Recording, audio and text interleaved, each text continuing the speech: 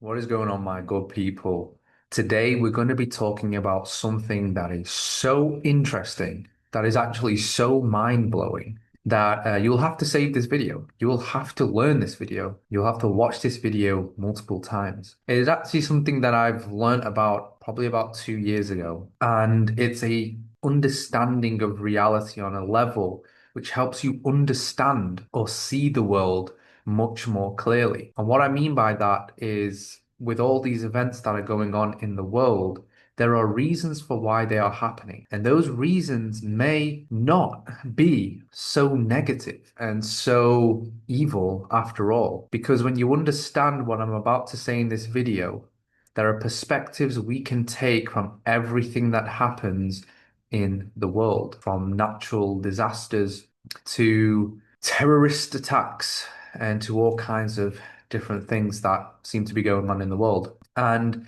this understanding is based primarily on how the psyche functions, more so how the psyche functions in relationship to others and in relationship to the collective. So I'm going to share with you my screen because I think some visuals might actually help you gather your understanding about this. And I will try to explain it in the best way that I possibly know how. And forgive me if I butcher some of the concepts. Really do forgive me for that. But I hope that I can explain it well enough for you to grasp it. This is primarily based on the works of Arnold Mindell, who was a psychoanalyst. He studied a lot of Jungian work, but he's the developer of something called process-oriented psychology, process work. And he has various books, that you can read of his, which are so interesting. One of them being dreambody. Now, I'm a person that's into dreams, right? And into dream symbolism to understand the role of dreams in our psyche and how they are always aiming and helping us back into wholeness. The aim of the dream maker within every one of us is to bring us back to wholeness, to bring us back to the center. The self is what Jung called it, the central principle that governs all, the soul, if you want to call it the soul, or the divine center, or the source. A lot of people have different words for it, but ultimately it's the same thing. And Arnold Mindell developed this process-oriented psychology, and process-oriented psychology is something called dreaming up or the dream body. And it's based on a very known thing, right? A very known thing, which is we are part of consciousness. If you're into any of the older traditions and philosophies of the world, you will know that and understand, and it's been taught that we are all connected in this web of consciousness. Me, you, and the people who are struggling in the slums of India or Philippines, or the ruling class and the persecutors and all of that stuff. We're all connected. We're all in this field, right? And we know this because when we're in a room and somebody walks in that room who perhaps looks shady, looks deceitful, maybe as if he's concealing something, the energy in that room shifts, right? You can feel it. Oh, we got to be wary of this person, or that's dangerous. And you go from feeling normal to feeling a sense of danger, alertness. That's energy transference. That is, we're in this field together, that it's all being changed based on who and what is coming forth within that field. Carl Jung talks about the collective unconscious, that everything is born out of the collective unconscious, that we are from the collective unconscious. These are the unconscious tendencies of humanity as a whole, the unconscious principles, the things that we have shunned away, the things that are not quote unquote civilized, the principles, the animal instinct within us, all of these things, we're a part of it. I have collective or unconscious tendencies, and so do you. And we all carry that, and we're all fluctuating, and we're all involved with it together, which is why studies on global meditation work, right? People who come together and meditate together can shift the dynamic and the situations within a country or within the wider population because of the energy transference, the web of consciousness being I don't want to say manipulated, that's not the right word, being changed. We are all in it together, we're all connected. We can shift the consciousness together. And as I mentioned in my other video, that in a lot of spiritual traditions, it always states that there only needs to be like a handful of people doing quote unquote the work, right? People who are raising the vibrations and the frequency of the world. Every single person doesn't need to be doing it. It's the powerful few who have understood the principles, who have grasped the concepts that actually that will shift humanity, that will shift the consciousness and elevate it in ways that we haven't even grasped yet. So what I'm saying is that we're all connected, okay? And we're all connected in this field of energy that we're all in. And so Mindell talks about how, almost like in Carl Jung's projection, where we project out all of the stuff that we haven't claimed in ourselves, right? Carl Jung talks about this, that all the shadowy aspects of the self, oh, you can't be angry because being angry is naughty or being angry is punishable. Okay, so you've repressed rage and anger, but you project it outwards onto others. Oh, that person's rageful. Like, stay away from that person. He's angry. That would be a negative sort of repressive projection, you know? The positive side is, wow, that person is brave and strong and fierce. I love that. That would be a positive projection, but it's still all of the unclaimed anger that lives within you, that is looking and seeking integration. So we project onto other people, right? In this idea of projection, we take it further, that we're not just projecting onto people. We're not just looking at that person and saying, oh, you are that and I'm not that. We're actually creating. In Arnold Mindell's work, Dreaming Up, we're creating that person. We're creating that situation. We're dreaming them up to be something, and they are dreamt up. They are being what we are dreaming them up to be. So you can actually be dreamt up by somebody else and be very, very unconscious of it. That means you're holding attention unconsciously that the other person holds, and you're behaving and you are developing the attributes that another person has been unwilling to see in themselves. And this gets into quite, I would say, technical stuff, but I think if I share this story with you, it puts some things in perspective.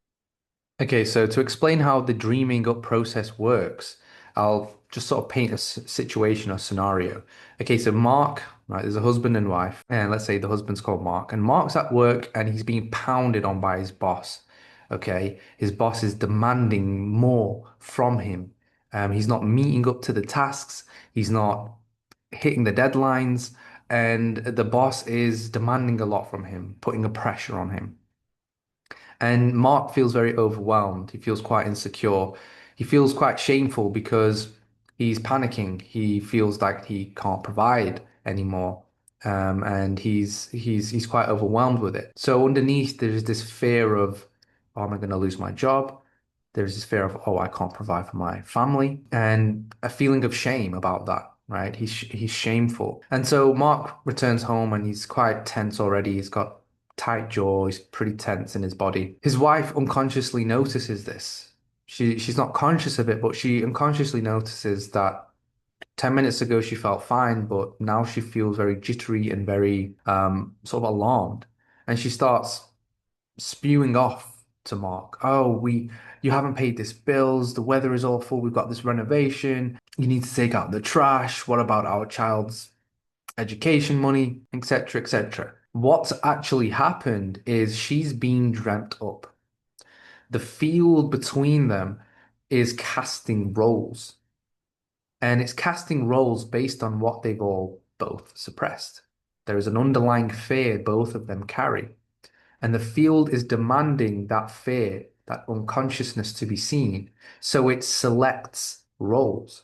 She's become the controller, almost like Mark's boss. If Mark is unaware of this, he sees this as an attack, which often happens. He sees this as, I can't believe this is happening. Why are you putting this pressure on me? And Mark becomes defensive.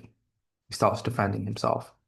So now you have a controlling persecutor, now you have a defender, and they've both taken up these roles. And what the field is really trying to get them to understand is the field is trying to give perspective to them. It's trying to make them understand why they are like that. They're trying to uncover, or the field is trying to uncover the underlying fear. What could happen is the wife realizes this isn't her stuff. She felt fine a minute ago. This is something else.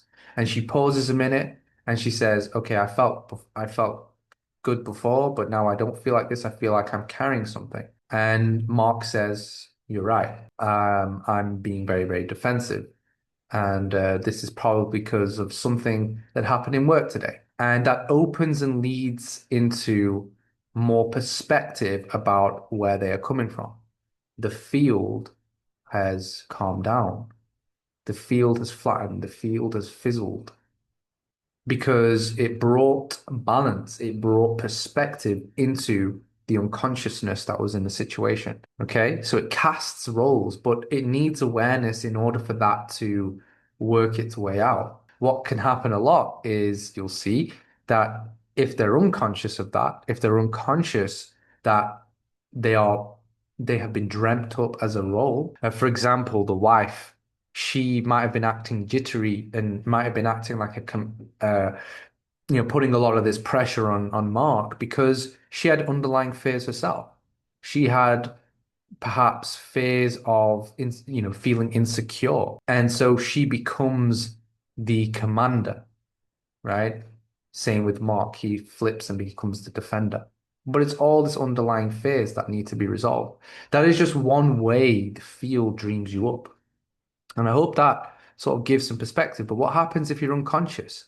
What happens if you are not conscious of this dreaming up process? If you don't have that ability to self-reflect, which is what a lot of the world don't have, is what happens is you become more polarized. She becomes more commanding, Mark becomes more defensive, and the situations play out over and over again. Mark comes home the next day, goes on and on and on. And the unconsciousness grows and grows and grows and becomes more polarized.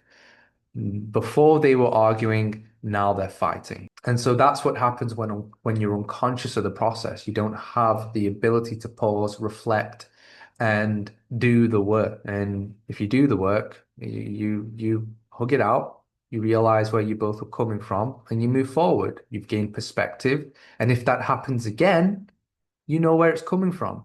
You can sit down openly, you can stop, and you can discuss the origins of the issue, right? So again, we're in this field, and the field of consciousness is dreaming us up into these roles so that we can gain perspective. It's dreaming us up into the roles because the people within the field carry unconscious fears, unconscious tendencies, attributes, traits that need to be brought up so that things can move forward. And the field has an intuition to know that. And this is what Arnold Mindell's dreaming up process is all about. And I'll give you a really, really interesting sort of story. And this is something that my mentor told me. Essentially, this article is from Harper's Magazine. It's 1950s. This was a psychoanalyst. It's a very, very interesting article.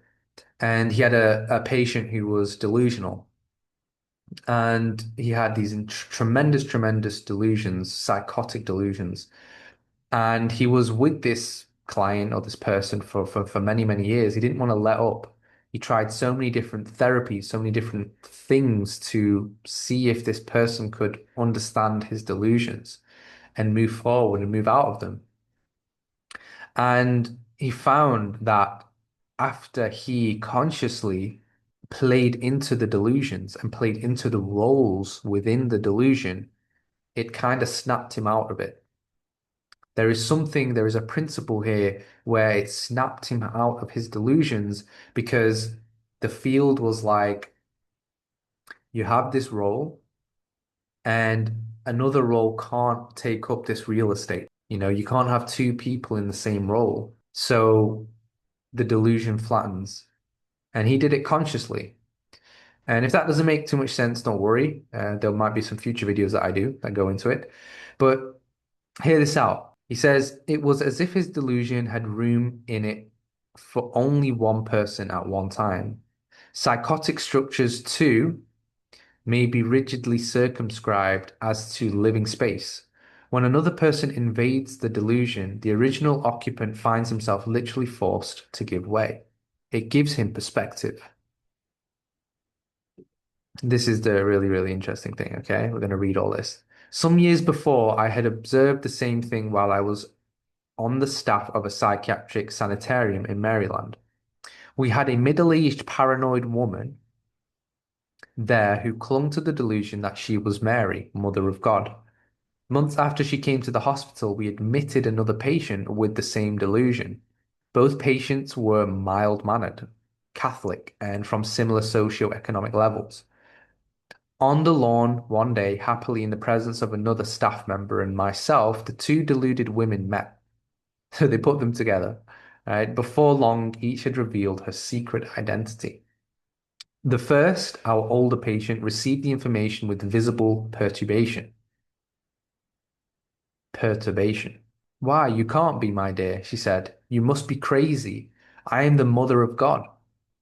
The new patient regarded her companion sorrowfully and, in a voice resonant with pity, said, I'm afraid it's you who are mixed up. I am Mary. There followed a brief but polite argument, then a long silence during which the antagonists inspected each other warily. Finally, the older patient beckoned to the doctor standing with me. Doctor S, she asked, what was the name of our Blessed Mary's mother? I think it was Anne, he replied. At once, this patient turned to the other, her face glowing. If you're Mary, she declared, I must be Anne, your mother. And the two women embraced. As a postscript to the story, it should be recorded that the woman who surrendered her Mother of God delusion thereafter responded rapidly to treatment and was soon discharged. How crazy is that? Okay. So they put them, two people with the same delusions, in the same room. And what that did was the field was like, who can play the Mary, Mother of God, the most? Who is the strongest Mary, Mother of God? Who can play the role the best? And whichever one came up on top had basically taken the other out of their delusion because it gave them perspective. It was like, oh, wow, like, so I'm not Mary, Mother of God. It's a bit of a delusion. So what am I? And the process of healing can take place. And the principle that Arnold Mindell talks about often is that there can only be one. It's not that there can only be one, but at any given time, the field is calling upon certain roles, and it can't hold two people can't hold that same role. There needs to be a dynamic. There needs to be a polarization so that perspective can be drawn. And so that kickstarts a new sort of therapy and understanding of how we can deal with people with psychotic delusions. Now, you're probably wondering, why am I even talking about all this stuff, right? Where does this come into like how we see the world? Well, this happens on a collective level. The dreaming up process happens on a collective level. People on a collective level, cultural figures are dreamt up by the collective unconscious.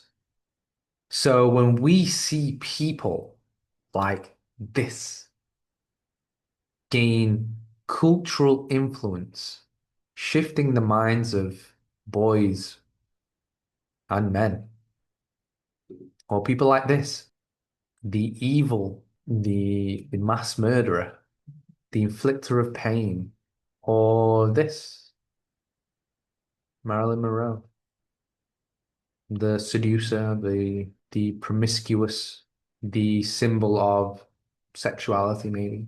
What we need to understand is that these people are being dreamt up on a collective level. So this person, let's say Andrew Tate, represents assertiveness, dominance. I'll do anything to get what I want. Strength, right? Um, quote unquote masculinity. So the collective field has dreamt up this cultural figure because he carries something unconsciousness that the collective have been unable to speak or to voice or to acknowledge. And so he becomes a symbol of everyone's projections, whether they are positive projections or negative projections, quote unquote. There's a lot of men that are very insecure about money and wealth and very insecure about masculinity, very not very in touch with their femininity, that question their assertiveness and their dominance and their strength and their will. And so they project out as and possibly claim this man as a savior, as somebody who can hold that which is unclaimed within himself. Alternatively, they might be a negative projection. Oh, how can this person behave like that? That's so rude. Or they could say, oh, he's so disrespectful, or he's so full of himself. But again, these are unconscious. This is unconscious projection of stuff that's not claimed within themselves. And so the field has cast the role, right? And within casting the role, it has cast other roles. So we have this cultural figure who then puts other people and pushes other people into their role. Oh, so he's the truth teller. He is the one who brings truth. He is the one who isn't afraid to question um, narratives. But that could bring up somebody like this, right? So it's cast somebody else into their role, and their role is what? It is the moral judge, passing the moral sentence, questioning, questioning his authority in whatever he's preaching or saying, questioning his judgment, his morality. Because underneath this role that has been cast, again, is unconsciousness. And so he's dreamt up as this moral judge because underneath it all is this fear that he needs certainty. He needs he needs some kind of truth when things get a bit messy, right? And he's been battling with that his whole life. That's just an example of what dreaming up these people can do. And the whole point of dreaming up these people is that the collective field, is bringing up consciousness. It's bringing up the patterns. It's bringing up all the stuff we're not trying to see. And it's doing it unconsciously to try and give people perspective. Because when people gain perspective, they might look at this man differently. They might say, oh, I was projecting him to be my hero, when in fact, I am strong within myself, or that I understand the wound of not having that strength, right? I understand the wound of not being why I'm not assertive in life. It stems from this. And that is why I project it out onto this man. And you don't view him the same. He doesn't become your icon. You don't idolize him anymore. The field has generated that for you. You've gained perspective. You can move forward in your path towards wholeness. The world needs an evil bad guy.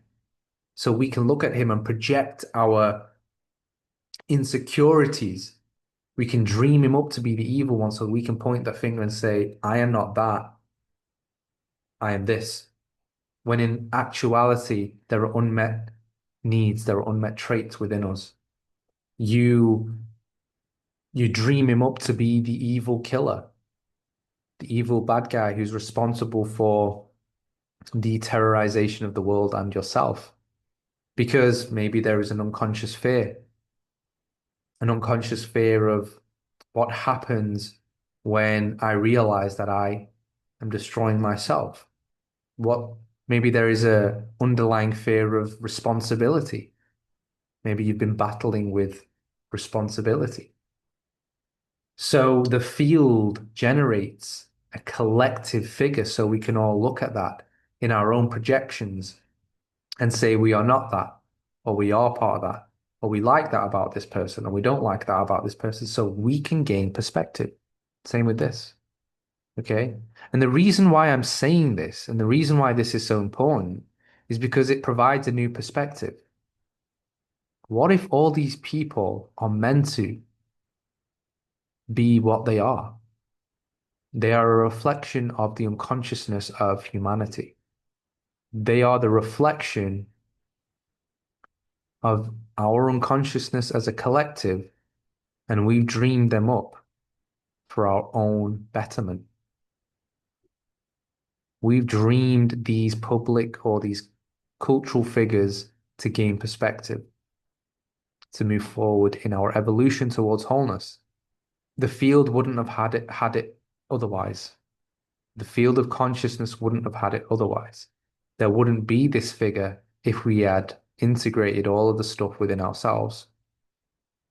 So what I'm saying is there is greater things happening at play when we have these huge cultural shifts or these huge things that are happening in the world. And they are often a reflection of ourselves and all of the unmet, all the unconsciousness that we are not willing to see within ourselves. But it also gives us the opportunity to see it. Without it, we'd be stuck in unconsciousness. But that's the problem. A lot of people don't have the ability to self-reflect, right? We don't have a lot of the world is staying unconscious, and what that is doing is just polarizing people more and more. When you don't learn over these things, when you don't reflect back and you see that you're projecting outwards, you're dreaming up these figures to be who they are, which is a process of introspection. When you don't do that, you become more and more polarized. You believe the lies further and further, and you polarize yourself. Eventually, something will have to shake, something will have to give. And that's usually what happens. But within this process, there's a select few of us that can gain consciousness, that can gain perspective and move forward. And it's those people who are going to shift the collective unconscious. It's those people who can do that that are actually going to elevate and bring the world to a higher estate. I hope that I have shared this knowledge in a way that's perhaps not easy to understand, but somewhat you're gathering and collecting the principles. Um, if you do enjoy these videos, if you enjoy deeper perspectives and deeper insights into things that are going on in the world, things that are going on in our own inner reality, do the same old like, comment, subscribe. Actually, comment below. Let me know your thoughts about that. I would love to see what you think about these videos, kind of things you're into, so I can formulate my content better for you. But in the meantime, ponder on what I've just shared with you. Let that sink in, and I will catch you on the next video. Peace.